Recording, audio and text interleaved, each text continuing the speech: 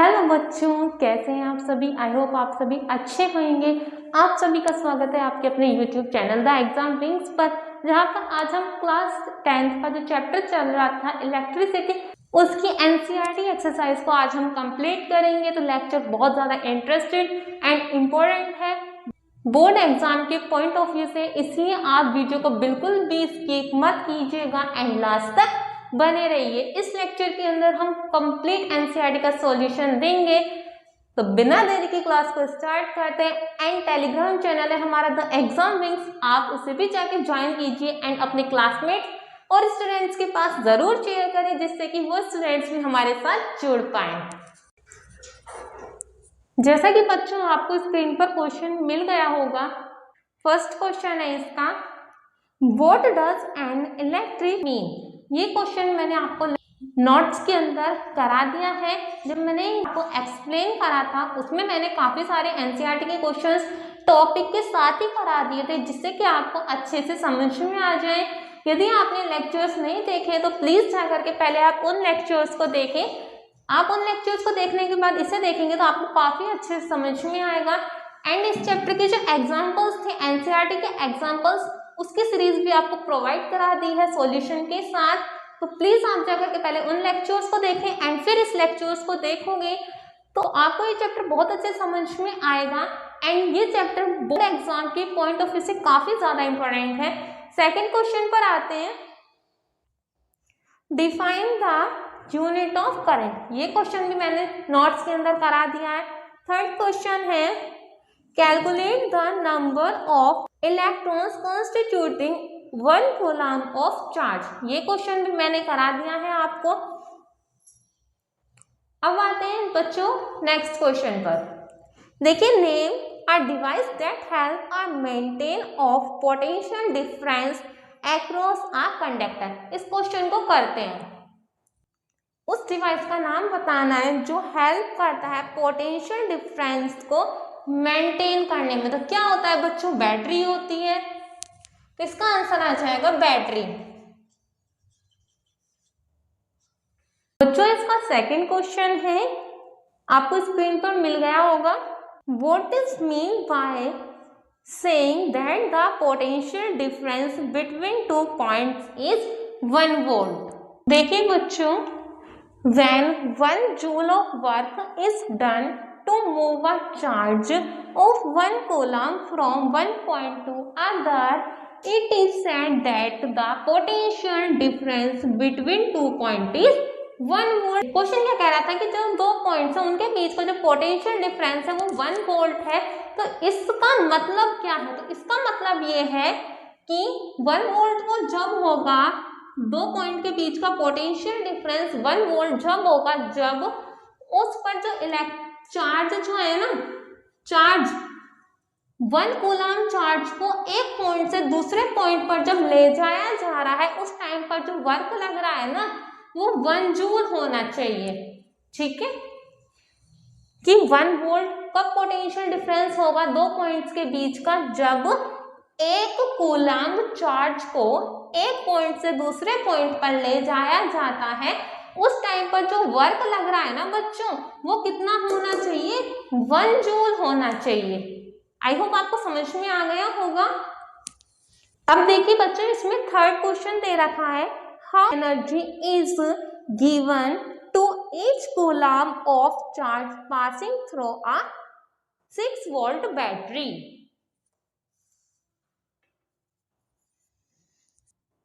तो देखिए W इसमें आपको फाइंड करना है, एनर्जी, वर्क एनर्जी।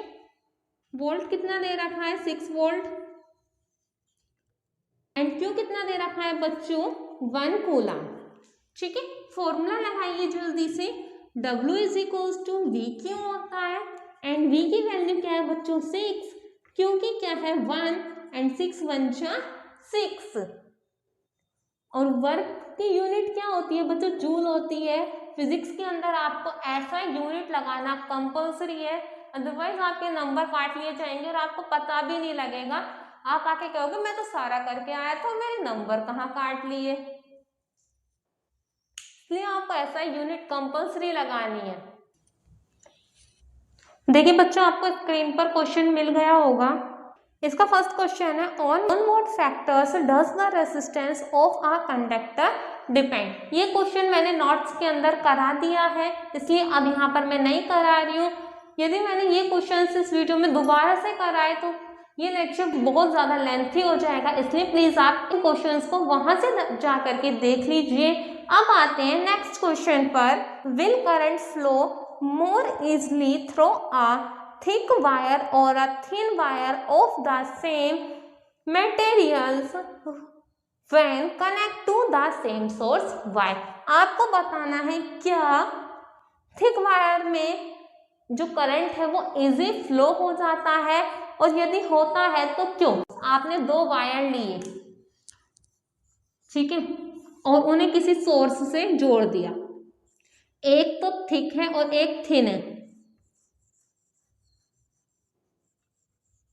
ठीक है, ये वाला थिन है, ये वाला थिक है, ये पतला है, ये मोटा है, ये सोर्स हो गए। दोनों जो वायर है वो सेम मेटल के बने हुए हैं। अब आपको बताना है कि इन दोनों में से कौन से वायर के अंदर करंट इजीली फ्लो हो जाएगा। करंट का फ्लो होना रेजिस्टेंस पर डिपेंड करता है। जो थिन वायर होता है उसका जो रेजिस्टेंस होता है वो ज्यादा होता है, रेजिस्टेंस इसका ज्यादा होता है, और जो आपके थिक वायर है इसका रेजिस्टेंस कम होगा। अब देखिए रेजिस्टेंस का काम क्या होता है कि जो करंट फ्लो हो रहा है उसके मार्ग में बाधाएं उत्पन्न करना, उसे रोकना। अब देखिए जब इसका रेजिस्टेंस ज्यादा है तो ये करंट को फ्लो होने में परेशान करेगा ना, इसके मार्ग में बाधाएं ज्यादा उत्पन्न करेगा। एंड इसका रेजिस्टेंस कम है तो इसमें करंट इजीली फ्लो हो जाएगा, इसमें इजी फ्लो नहीं हो पाएगा। तो आपको क्वेश्चन में यही रीजन देना है कि थिक वायर में करंट इजीली फ्लो क्यों हो जाता है। देखिए R is equals to rho L upon A, formula आपने पढ़ रखा है from the equation. It is evidence that the area of the cross section of a wire is inversely proportional. ये क्या होता है? इनवर्सली प्रोपोर्शनल होता है। क्यों? क्योंकि देखिए जो एरिया है वो नीचे की तरफ आ रहा है ना, तो इनवर्सली प्रोपोर्शनल। एंड जैसे ये ऊपर एल आ रहा था तो ये क्या होता है? डायरेक्टली प्रोपोर्शनल होते हैं। ठीक है, ध्यान रखोगे। जब अपोन में आते हैं तो इनवर्सली प्रोपोर्शनल, एंड जो डायरेक्ट आते हैं वो क्या होते हैं? डायरेक्टली प्रोपोर्शनल होते हैं। Therefore thinner wire more resistance, जो मैंने आपको अभी बताया था कि जो आपके थिन वाले वायर है उनका रेजिस्टेंस ज्यादा होगा। Current flow easy in the thick wire, इसी वजह से थिक वायर के अंदर करंट इजीली फ्लो हो जाएगा। आई होप आपको ये समझ में आ गया होगा। देखिए बच्चों अब आते हैं नेक्स्ट क्वेश्चन पर। Let the resistance of a electrical component remaining constant while the potential difference across the two ends of the component decreasing the half of its value. What change will occur in the current through it?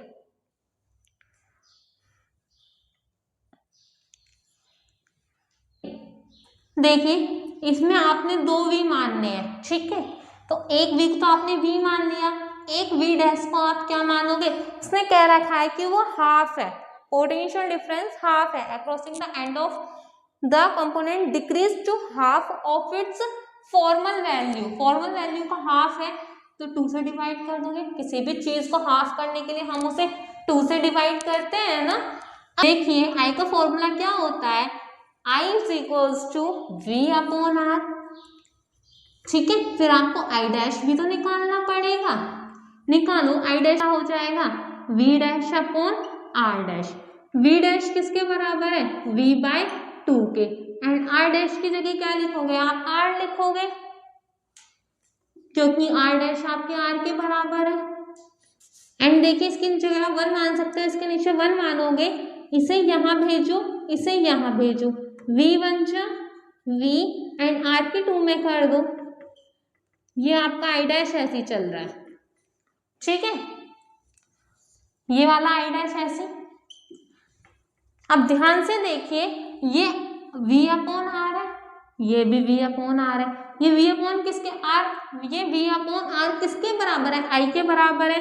तो इस पूरे की जगह आप I लिख सकते हो and ये 1/2 आपका ऐसे ही रहा, I बन जा I एंड ये 2 नीचे का ऐसे ही रहा। Current flowing the electrical component is reduced by half ही तो आया है, ये इसका आंसर है। आई होप आपको समझ में आ गया होगा। देखिए बच्चों, आपको स्क्रीन पे क्वेश्चन मिल गया होगा, Why are coil of electric toaster and electric iron made of any alloys rather a pure metal? कहने का मतलब है क्वेश्चन में कि जितने भी आपके टोस्टर्स या फिर इलेक्ट्रिक आयरन, मतलब आपके इलेक्ट्रिक एप्लीकेशंस जो होते हैं उसमें जो आपका कॉइल यूज किया जाता है वो एलोस का क्यों बना हुआ होता है, प्योर मेटल का बना हुआ क्यों नहीं होता। एलोस मतलब क्या होती है, मिश्र धातुएं, बहुत सारे मेटल्स को कंबाइन करके मिलाया जाता है। क्यों? क्योंकि जो एलोस होते हैं ना, उनकी जो रेसिस्टिविटी होती है वो बहुत ज्यादा हाई होती है अकॉर्डिंग टू प्योर मेटल। यदि आप एक बार बताइए, जैसे टोस्टर वगैरह हो गए, उनके लिए आपको हाई टेम्परेचर की जरूरत होगी। यदि आप प्योर मेटल की बनाओगे तो वो जो आपकी कॉइल है वो पिघल जाएगी, इससे दुर्घटनाएं भी हो सकती है। इसलिए क्या एलोस की बनाई जाती है, क्योंकि उनका जो मेल्टिंग पॉइंट होता है वो बहुत ज्यादा हाई होता है अकॉर्डिंग टू प्योर मेटल। ठीक है बच्चों, देखिए melting point of alloys is much high, जो मैंने आपको अभी बताया कि इनका मेल्टिंग पॉइंट क्या होता है, हाई होता है प्योर मेटल से। ठीक है, because of its high resistivity, इसकी हाई रेसिस्टिविटी होती है, therefore alloys are used is heating application such that electric toaster and electric iron. ठीक है, अब देखिए आपकी स्क्रीन पर सेकंड क्वेश्चन आपको शो हो रहा होगा, using the data in table 11.2 to answer the following, which among iron and mercury is better conductor. बताना है मर्क्यूरी और आयरन में से कौन सा बेटर कंडक्टर है। Iron is a better conductor than mercury, कि जो आयरन है वो बेटर कंडक्टर होता है मर्क्यूरी से, because the resistivity of mercury is more than resistivity of iron, क्योंकि जो मर्क्यूरी की रेसिस्टिविटी होती है वो ज्यादा होती है आयरन की रेसिस्टिविटी से। आयरन की रेसिस्टिविटी कम है तो इसलिए वो क्या हो जाएगा, एक बेटर कंडक्टर बन जाएगा। अब आते हैं इसी के सेकंड पार्ट पर, which material is the best conductor. तो सिल्वर है, बेस्ट कंडक्टर के अंदर आता है। अब देखिए बच्चों, आपकी स्क्रीन पर एक क्वेश्चन शो हो रहा होगा, draw a diagram of a circuit. आपको एक सर्किट ड्रॉ करना है जिसके अंदर एक बैटरी लगी हुई है एंड 3 सेल्स लगे हुए हैं। जिसके अंदर बैटरी लगी हुई है वो कितने की है, 2 वाट की है, और उसके अंदर जो रेसिस्टर लगे हुए हैं वो एक तो लगा हुआ है 5 का, एक 8 का एंड एक 12 का। एक प्लग की है एंड आपके पास क्या है, कनेक्टिंग वायर है, और जितने भी आपके रेसिस्टर है वो किस में है, सीरीज के फॉर्म में है। तो आप यहाँ पर क्या लगा दोगे, बैटरी लगा दोगे, एक तरफ पॉजिटिव एंड एक तरफ नेगेटिव। आपको मैंने नोट्स में पढ़ाया था कि जो करंट होता है वो हमेशा पॉजिटिव टर्मिनल से नेगेटिव टर्मिनल की तरफ आता है। तो हमने arrow positive terminal to negative terminal लगा दिए। ये आपने किस में लगा दिए, सीरीज में लगा दिए रेसिस्टर। पैरेलल में कैसे लगते बच्चों, ऐसे कि यहाँ पर लगा दिया, एक यहाँ पर लगा दिया, एक यहाँ पर लगा दिया, कि ये 5 हो गया, ये 8 हो गया, ये 12 हो गया, फिर इन्हें यहाँ से ऐसे जोड़ दी। ये तो हो गया पैरेलल में, एंड आपको लगाने किस में, सीरीज में लगानी, इसलिए आपने एक ही वायर से ये सारे कनेक्ट कर दिए। आई होप पैरेलल और आपको सीरीज में भी डिफरेंस पता चल गया होगा। वैसे मैंने आपको नोट्स में ये सब चीजें पढ़ा दी हैं। एंड आपको यहाँ पर एक प्लग लगाना है, की लगानी है, ये इसका डायग्राम बन गया। डायग्राम आपको पेपर में पूछ सकता है, इसलिए आपको अच्छे से इनकी प्रैक्टिस करनी है। देखिए बच्चों, नेक्स्ट क्वेश्चन आपको स्क्रीन पर शो हो गया होगा। क्वेश्चन में कह रहा है कि जो आपको इससे पहले वाला क्वेश्चन दे रखा था ना, जिसमें आपने डायग्राम ड्रॉ किया था, आपको वो दोबारा से बनाना है एंड उसके अंदर आपको वोल्ट मीटर लगाना है एंड एमीटर लगाना है। और फिर उसके बाद आपको उसमें वोल्ट मीटर क्या मेजर करता है बच्चों, वोल्ट मेजर करता है, तो आपको वोल्ट निकालना है कि उसने कितना वोल्ट लिया है। एंड आपको जो एमीटर होता है वो क्या मेजर करता है, वो करंट को मेजर करता है एंड आपको करंट भी निकालना है। फिर देखिए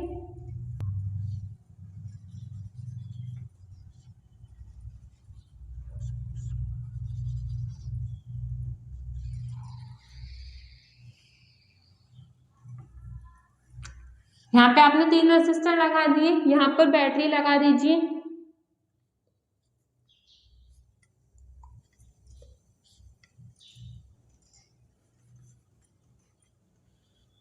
यहाँ पर आपको एक प्लग की लगानी है।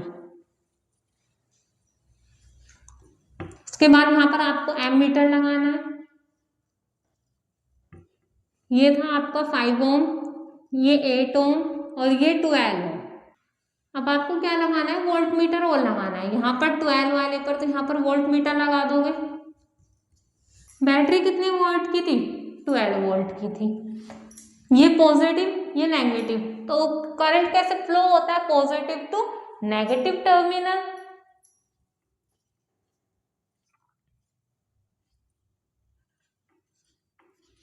ठीक है बच्चों, आपको एमीटर एंड वोल्ट मीटर के रीडिंग और मेजर करनी है, कीजिए। तो पहले क्या निकालोगे, टोटल रेजिस्टेंस निकालोगे।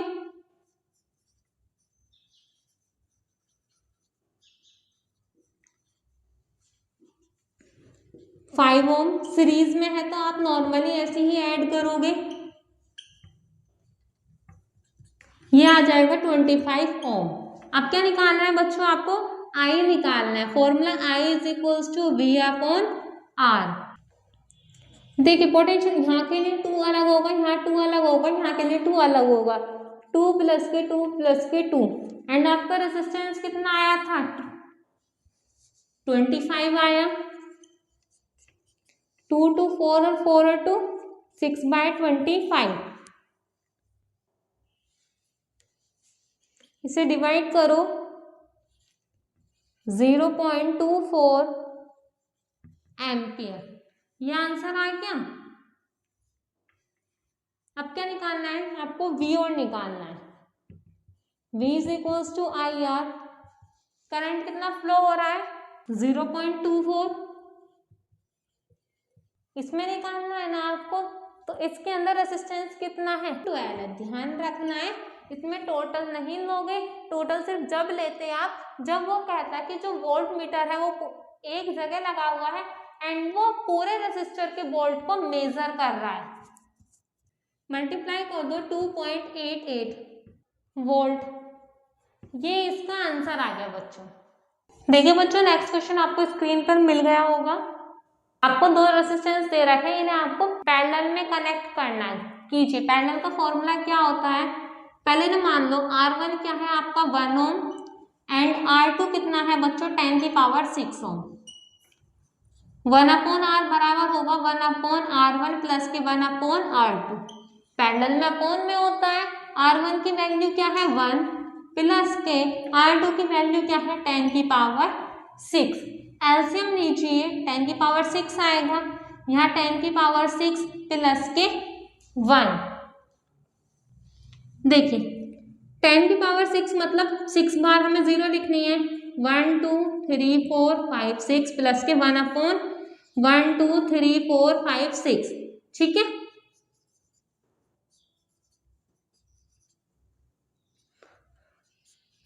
इन्हें ऐड करोगे तो क्या आ जाएगा 1 2 3 4 5 1। ऐड करोगे ये आ जाएगा 1 2 3 4 5 6। ठीक है बच्चों, अब देखिए, अब इस डिजिट को हम क्या कर देंगे, रेसिप्रोकल कर देंगे, क्योंकि हमें तो आर की वैल्यू चाहिए ना, तो इधर की डिजिट भी पलट जाएंगी।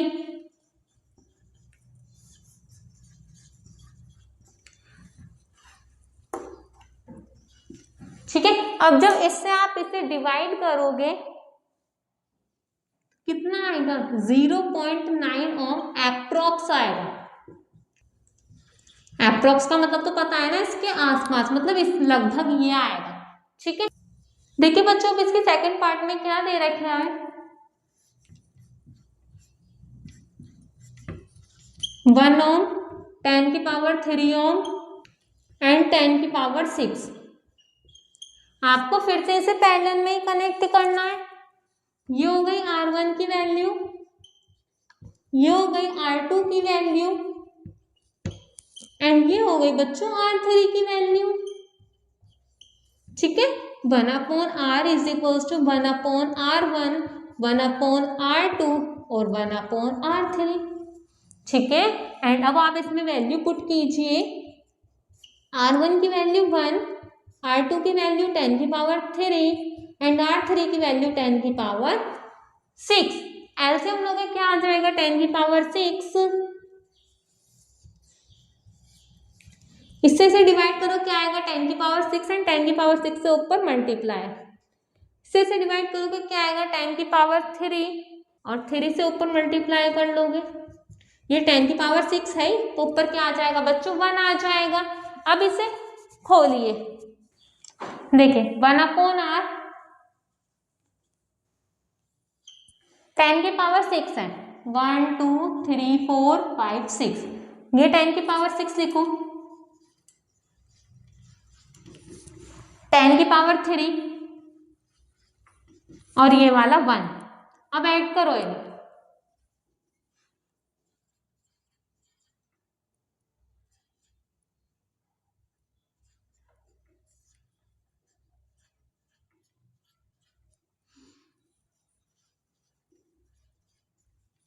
ऐड करने पर ये आ जाएगा। अब देखिए बच्चों इसे हम रेसिप्रोकल करेंगे डिजिट का, क्योंकि आपको आर की वैल्यू फाइंड करनी है। ठीक है, इससे इसे जब डिवाइड करोगे तो क्या आ जाएगा 0.9 एप्रोक्स आ जाएगा एंड यही इसका आंसर है। आई होप आपको समझ में आ गया होगा। किसी क्वेश्चन में यदि आपको कोई डाउट लगता है तो आप कमेंट सेक्शन में कमेंट करके पूछ सकते हैं। बच्चों आपको स्क्रीन पर क्वेश्चन शो हो गया होगा। एन इलेक्ट्रिक लैम्प ऑफ 100 ओम, देखो जो इलेक्ट्रिक लैम्प है वो कितना 100 ओम है एंड टोस्टर जो है उसका रेसिस्टेंस 50 ओम है एंड जो आपका वाटर फिल्टर है उसका रेसिस्टेंस 500 ओम है। सारे के सारे पैरेलल में कनेक्ट किए जा रहे हैं। तो पहले जितना हमने क्वेश्चन पढ़ा है इतना हम लिख लेते हैं। यदि आप क्वेश्चन पढ़ने के साथ साथ अब जो उसमें क्वेश्चन में गिवन है सीरीज वो आप लिखोगे तो आपको काफी हद तक क्वेश्चन बहुत अच्छे से हो जाएगा। इसलिए कोशिश करो जितना क्वेश्चन पढ़ लिया पहले उतना नोट डाउन कर दो कि आपको क्या क्या दे रखा है क्वेश्चन के अंदर और फिर उसके बाद सोल्व करने की कोशिश करो। देखिए इलेक्ट्रिक लैम्प तो मतलब R1 कितना है 100 ओम, फिर दे रखा है बच्चों टोस्टर का रेसिस्टेंस 50 ओम, फिर वाटर फिल्टर का resistance 500 ohm, potential difference 220 volt. देखिए पैरेलल में थे तो इसका मतलब फॉर्मूला क्या होगा 1/r is equals to 1/r1, 1/r2 and 1/r3। 3 resistance हमने इसीलिए लिए क्योंकि क्वेश्चन के अंदर आपको 3 रेसिस्टेंस गिवन थे।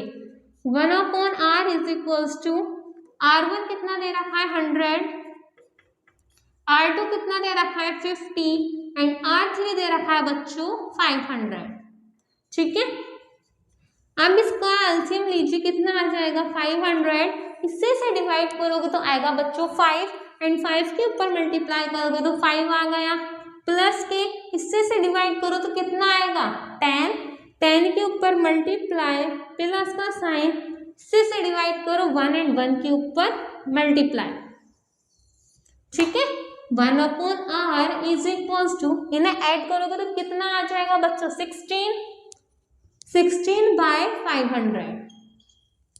अब देखिए आपको किसकी वैल्यू निकालनी है r की, तो आप क्या कर दोगे डिजिट का रेसिप्रोकल कर दोगे। अब इससे आप डिवाइड करो 31.25 ओम एक तो ये आंसर आ गया। अब बच्चों आपको क्या निकालना है, करंट और निकालना है। करंट का फॉर्मूला I = V/R। देखिए यदि आप V और R की डायरेक्ट वैल्यू रखोगे तो थोड़ा सा लेंथी पड़ जाएगा ये वाली। यदि आप R की वैल्यू रखोगे, इसलिए R की वाली वैल्यू रखो, क्यों? क्योंकि कट जाएंगे। देखो लिखो 2 2 0, R की जगह क्या लिखोगे 500/16, ठीक है। ये ऊपर चला जाएगा, इससे तो ये कैंसिल हो गया। 2 1 जा 2, 2 1 जा 2, 2 2 जा 4, 1 बचा, 2 5 जा 10। अब इसकी मल्टीप्लाई कर लो। 11 × 16/25। इन दोनों की मल्टीप्लाई करोगे तो आ जाएगा 176/25 एंड इसे डिवाइड करोगे तो आ जाएगा 7.04। आई था करंट किस में निकलता है बच्चों, एम्पियर में निकलता है, एंड ये इसका आंसर है। आई होप क्वेश्चन आपको समझ में आ गया होगा। बहुत ज्यादा इजी एंड बहुत ज्यादा इंपॉर्टेंट है बोर्ड एग्जाम के पॉइंट ऑफ व्यू से। इसका इस चैप्टर से एक न्यूमेरिकल आपको जरूर पेपर में मिलेगा। देखिए बच्चों आपकी स्क्रीन पर एक क्वेश्चन शो हो रहा है, what are the advantage of connecting electric device in parallel with the battery instead of connecting them in series. ये आपको क्वेश्चन मैंने नोट्स में करवा दिया है, तो आप प्लीज इस क्वेश्चन को जाकर के वहां से देख सकते हैं। एंड इसका नेक्स्ट क्वेश्चन है, how can 3 resistor of resistance 2 ohm, 3 ohm and 6 ohm be connected to give a total resistance of 4 ohm and 1 ohm। ये क्वेश्चन मैं करा रही हूँ।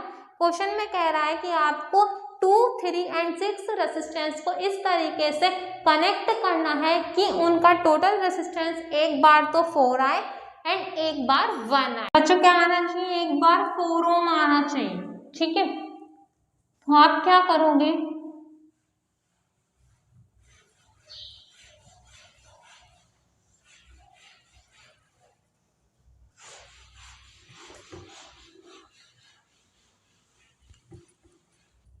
कितने रेसिस्टेंस थे 2, 3 और 6, इन तीनों को करना है आपको। तो 2 तो यहाँ पर लिख दो 2 ohm, यहाँ पर 3 ohm लिख दो और यहाँ पर 6 ohm लिख दो। इन्हें एक बार आपको खुद सोल्व करके देखना पड़ेगा कि आपने जो ये सर्किट बनाया है क्या ये ठीक है या नहीं। देखिए सबसे पहले आप इन्हें पैरेलल में ऐड करोगे। 1/R = 1/R1 प्लस के 1/R2। इसे R1 मान लो, इसे R2 मान लीजिए एंड इसे R3 मान लीजिए। आपकी मर्जी है, कोई सा भी रेजिस्टेंस आप किसी के बराबर भी मान सकते हो। जरूरी नहीं है कि ये वाला आपको R3 मान रहा है, इसे आप R1 मान लो, इसे R2 R3 as your choice. देखिए 1/R1 मतलब 1/3, R2 की वैल्यू मतलब 1/6।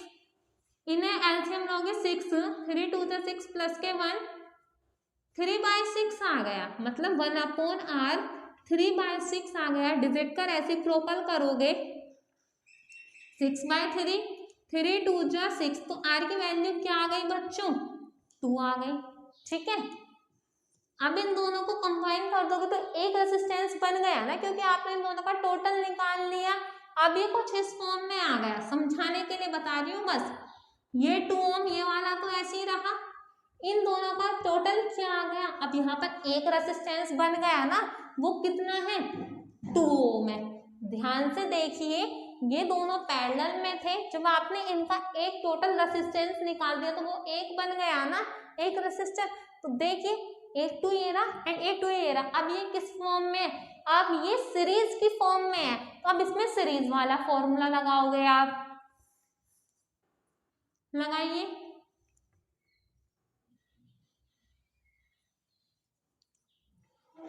यहाँ R3 तो हो गई, इसे R4 मान लो बच्चों,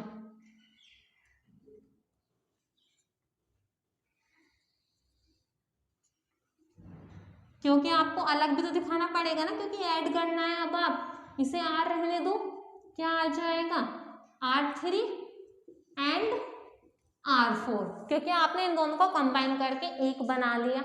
R3 कितना है 2, R4 कितना है बच्चों 2, 2 और 2 को जब ऐड करोगे तो कितना आ जाएगा 4 आ जाएगा। तो टोटल रेजिस्टेंस कितना आ गया 4 आ गया, और क्वेश्चन में आपको 4 ही ओम का सर्किट बनाना था। इसका मतलब जो आपने ये सर्किट बनाया है ये बिल्कुल करेक्ट है। ठीक है,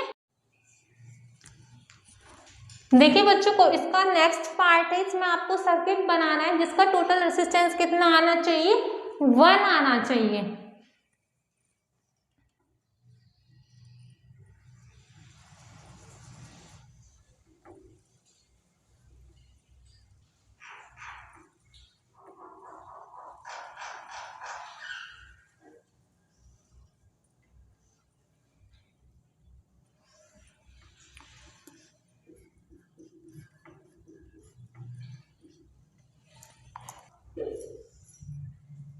देखिए बच्चों मैंने इस बार क्या करा, तीनों रेजिस्टेंस मैंने इस बार पैरेलल की फॉर्म में कनेक्ट कर दिए।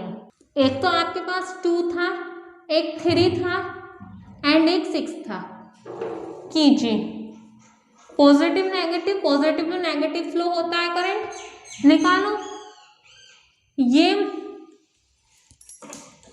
ये वाला मान लो R1, ये R2 एंड ये वाला मान लीजिए R3।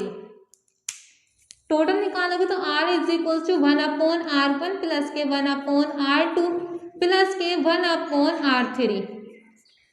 R1 की वैल्यू क्या दे रखी है 2, R2 की वैल्यू दे रखी है बच्चों 3 एंड R3 की वैल्यू दे रखी है 6। अब एलसीएम लीजिए इसका, 6 आ गया, 2 कितने जा 6, 2 3 जा 6, तो 3 के ऊपर मल्टीप्लाई करोगे 3 1 जा 3, 3 2 जा 6, 2 के ऊपर मल्टीप्लाई करो 2 1 जा 2, इससे से डिवाइड करो 1, 1 के ऊपर मल्टीप्लाई करो 1 आ गया, 1/6, 3 और 2 कितने हो गए 5 एंड 5 और 1 कितने हो गए बच्चों 6, इससे ये कैंसिल तो 1 आ गया। डिजिट का रेसिप्रोकल करोगे तब भी 1 ही रहेगा। तो देखिए बच्चों रेसिस्टेंस, टोटल रेसिस्टेंस 1 आया या नहीं आया, इसका मतलब जो आपने ये सर्किट बनाया है ये बिल्कुल ठीक है। देखिए बच्चों आपको स्क्रीन पर क्वेश्चन मिल गया होगा, what is the highest and the lowest total resistance can be secured by combination of 4 coils of resistance 4, 8, 12 and 24। आपको 4 रेजिस्टेंस दे रखे हैं, एक बार आपको उसमें हाईएस्ट निकालना है टोटल रेजिस्टेंस एंड एक बार आपको लोएस्ट टोटल रेजिस्टेंस निकालना है। हाईएस्ट कह रहा है, इसका मतलब आपको जो रेजिस्टेंस है वो सीरीज फॉर्म में जोड़ने हैं एंड एक बार जब आपको लोएस्ट निकालना है इसका मतलब वहां पर आपको रेजिस्टेंस पैरेलल की फॉर्म में कनेक्ट करने हैं। कितने हैं, R1 दे रखा है बच्चों 4, R2 दे रखा है 8, R3 दे रखा है 12, R4 दे रखा है 24। फर्स्ट पार्ट में हाईएस्ट निकालना है। हाईएस्ट के लिए आप क्या करोगे, सीरीज में जोड़ोगे। कैसे निकालोगे, R is equals to R1, R2, R3 and R4। R1 कितना है 4, R2 है 8, R3 है 12 एंड R4 है बच्चों 24। ऐड करो इन्हें, करने पर आ जाएगा 48। ठीक है, ये हाईएस्ट हो गया एंड अब क्या निकालना है आपको, लोवेस्ट। किस पे निकालोगे, इन पैरेलल। निकालिए 1/R is equals to 1/R1, R2, R3 and R4। ठीक है, पैरेलल में हम अपॉन में लिखते हैं। R1 की वैल्यू है 4, इसकी वैल्यू है 8, इसकी वैल्यू है 12 एंड R4 की वैल्यू है 24। 1/R is equals to LCM लोगे तो कितना आ जाएगा, 24 आ जाएगा। 4 6 जा 24, तो 6 के ऊपर मल्टीप्लाई करो, 6 1 जा 6, 8 3 जा 24, 3 के ऊपर मल्टीप्लाई करो, 12 2 जा 24, तो 2 के ऊपर मल्टीप्लाई करो, 24 1 जा 24, तो 1 के ऊपर मल्टीप्लाई करो, आपको एलसीएम लेना तो आता ही होगा, नहीं आता है तो मैंने एक बार आपको बता दिया है। देखिए बच्चों, ऐड करोगे 12 आ जाएगा, 12/24, 12 2 जो 24, डिजिट का रेसिप्रोकल करो, कितना आ गया 2 आ गया। एंड ये क्या आ गया बच्चों, लोएस्ट रेसिस्टेंस आ गया। आई होप आपको समझ में आ गया होगा। तो इसका आंसर है the heating element of an electric heater is made up of anode. जो आपके हीटिंग एलिमेंट होते हैं हीटर के, वो किसके बने हुए होते हैं बच्चों, एलोस के बने हुए होते हैं, which has a high resistance. क्यों? क्योंकि उनका रेजिस्टेंस हाई होता है when current flow in the heater. जब करंट फ्लो किया जाता है, when current flow in the heater, heating element become hot. जब हीटर के अंदर करंट फ्लो हो रहा है तो उस टाइम पर हीटिंग एलिमेंट क्या हो जाते हैं, हॉट हो जाते हैं एंड ग्लो रेड। तो कैसे हो जाते हैं, रेड हो जाते हैं। आपने देखा होगा जब लोहा हम आयरन को ज्यादा हीट देते हैं तो वो रेड कलर में हो जाता है ना, या फिर जैसे अंगारे होते हैं, लकड़ी को जलाओगे, जलाने के बाद वो कैसी हो जाती है, रेड कलर में हो जाती है। तो जब उसका टेम्परेचर ज्यादा हो जाता है तो वो किस में हो जाती है, रेड कलर में हो जाती है। Code is usually made up of copper and aluminum। इसी कारण जो कोड है वो कॉपर की और एल्यूमिनियम की बनी हुई होती है। क्यों? क्योंकि इनमें लो रेजिस्टर होते हैं, hence code does not glow। इसी वजह से जो आपकी हीटर होती है उसकी जो रोड होती है वो ग्लो नहीं कर पाती है। यदि वो आयरन की बना दी जाए तो वो रेड कलर की हो जाएगी, ग्लो करने लगेगी। इसीलिए जो आपके हीटिंग एलिमेंट होते हैं, जैसे हीटर हो गया, उसकी जो रोड होती है वो किसकी बनी हुई होती है बच्चों, कॉपर की एंड एल्यूमिनियम की। क्वेश्चन बहुत ज्यादा इंपॉर्टेंट है, आपसे एग्जामिनर भी इस क्वेश्चन को पूछ सकते हैं कि जो इलेक्ट्रिक हीटर होते हैं उनकी जो कोट होती है या रोड वो कॉपर और एल्यूमिनियम की क्यों बनी हुई होती है, आयरन की क्यों नहीं बनी हुई होती बच्चों। क्यों? क्योंकि जो आपका कॉपर हो गया और एल्यूमिनियम हो गया, ये क्या होते हैं, लो रेजिस्टेंस होते हैं। बट जो आयरन होता है वो क्या होता है बच्चों, हाई रेजिस्टेंस पर काम करता है। उसका रेजिस्टेंस हाई होता है, रेजिस्टेंस हाई होगा तो वो कैसी हो जाएगी बच्चों, रेड कलर की हो जाएगी, glowing red colour. But copper and aluminium का ये क्या होते हैं, लो रेजिस्टेंस होते हैं, जिसकी वजह से ये ग्लो नहीं कर पाते। देखिए नेक्स्ट क्वेश्चन भी आपको स्क्रीन पर शो हो गया होगा। Compute the heat generated by transfusing 96,000 coulomb of charge in 1 hour. तो बच्चों इसमें टाइम कितना दे रखा है, 1 आवर दे रखा है। तो इसे सेकंड में बना दो तो कितना हो जाएगा, 3600 सेकंड हो जाएगी। ठीक है, एंड आपको इसमें वोल्ट पोटेंशियल डिफरेंस मतलब V कितना दे रखा है बच्चों, 50 दे रखा है। ठीक है, एंड चार्ज मतलब Q कितना दे रखा है, 96,000 कूलम। आपको इसमें क्या निकालनी है, हीट निकालनी है। हीट निकालने का फॉर्मूला क्या होता है, H = I² RT। आपके पास क्या है बच्चों, सिर्फ T है, ना तो आपके पास I है एंड ना ही आपके पास R है। तो सबसे पहले आप क्या करोगे, I = Q/T। I = Q/T वाला फॉर्मूला लगा के आप I निकाल सकते हो। निकालिए, Q कितना दे रखा है, 96,000 एंड टाइम कितना दे रखा है बच्चों, 3600। इन दो जीरो से ये दो जीरो कैंसिल हो गए, 3 1 3 3 2 6, 3 3 9, 3 2 6 एंड ये वाली 0, 2 6 12, 2 1 2, 2 6 12 एंड 0, 2 3 6, 2 8 16 एंड 0। I कितना आ गया, 80/3 आ गया एम्पियर। अब बच्चों आपको क्या निकालना है, R निकालना है। R निकालने का फॉर्मूला क्या होता है, R = V/9।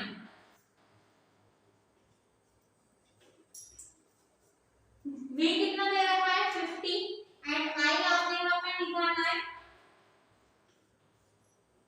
80/3 इसे ऊपर की तरफ भेजो, इस 0 से ये 0 कैंसिल, तो 5 3 जा 15/8 आ गया। h का आपने यहाँ पे फॉर्मूला क्या लिखा था, h is equals to I square R T. अब देखिए बच्चों आपका i कितना आया 80/3, आई स्क्वायर इसका मतलब ये दो बार लिखना पड़ेगा, r कितना है बच्चों 15/8 एंड t कितना है 3 1 जा 3 3 2 जा 6 00 3 4 जा 12 and 00 4 2 जा 8 4 1 जा 4 and 00 2 5 जा 10 and 0, तो कितना आ गया 80 मल्टीप्लाई 80 मल्टीप्लाई 15 मल्टीप्लाई 15, इन सब की मल्टीप्लाई कर दो, 8 8 जा 64 00 15 5 जा 75 and 0, इन दोनों के आपस में मल्टीप्लाई करोगे तो आएगा 4 8 1 2 3 4 5। अब देखिए पॉइंट बच्चों हर डिजिट के लास्ट में होता है, इस पॉइंट को आपको मान आना है 1 2 3 4 5 6, तो 4.8 10 की पावर 6 जूल इसका आंसर आ गया। आई होप क्वेश्चन आपको समझ में आ गया होगा। देखिए सबसे पहले आपको लिखना है क्वेश्चन के अंदर क्या क्या गिवन है, आर दे रखा है 20 ओम, इसके बाद करंट दे रखा है आई 5 एम्पियर एंड टाइम दे रखा है आपको 30 सेकंड। ठीक है बच्चों, एंड आपको क्या निकालनी है, हीट निकालनी है। फॉर्मूला क्या है, H is equals to I square R T. I क्या है 5 का स्क्वायर, आर क्या है 20 एंड टी क्या है बच्चों 30। स्क्वायर करो 5 5 जो 25 मल्टीप्लाई 20 मल्टीप्लाई 30 25, इन दोनों की मल्टीप्लाई करो 3 2 जा 6 एंड 00, इनके आपस में मल्टीप्लाई करो, ये दो जीरो का ऐसे 5 6 जा 30 6 2 जा 12 और 12 और 3 कितने हो गए बच्चों 15 हो गए। अब देखिए या तो इसे यहीं छोड़ दो कि यहाँ पर पॉइंट है 1 2 3 4, ठीक है, या फिर इन तीन जीरो को आप क्या लिख सकते हो किलो में लिख सकते हो ना, तो क्या लिख दोगे 15 किलो जूल। आपकी मर्जी है, आप आंसर ऊपर छोड़ो या नीचे छोड़ो एज योर चॉइस, क्योंकि 1 किलो जूल जो होता है वो 1000 जूल के बराबर होता है। आई होप क्वेश्चन समझ में आ गया होगा आपको। जैसा कि बच्चों क्वेश्चन आपको स्क्रीन पर शो हो रहा है, what determines the rate at which energy is delivered by current? Electric power is the rate of consumption of electric energy by electric applications. Hence, the rate at which energy is delivered by a current is the power of appliance. अब आते हैं बच्चों इसके next question पर। An electric motor takes 5 ampere from a 220 volt line, determine the power of the motor and the energy consumed in 2 hour. देखिए इसमें potential difference कितना दे रखा है 220 वोल्ट, आई कितना दे रखा है 5 एम्पीयर, एंड टी दे रखा है बच्चों 2 आवर।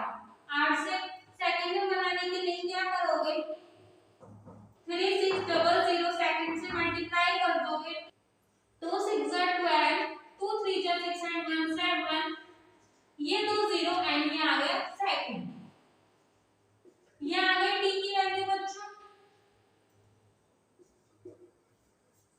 इस क्वेश्चन में आपको पावर निकालनी है, एनर्जी निकालनी है। पावर क्या होती है P equal to VI, V कितना है 220 एंड I कितना है 5।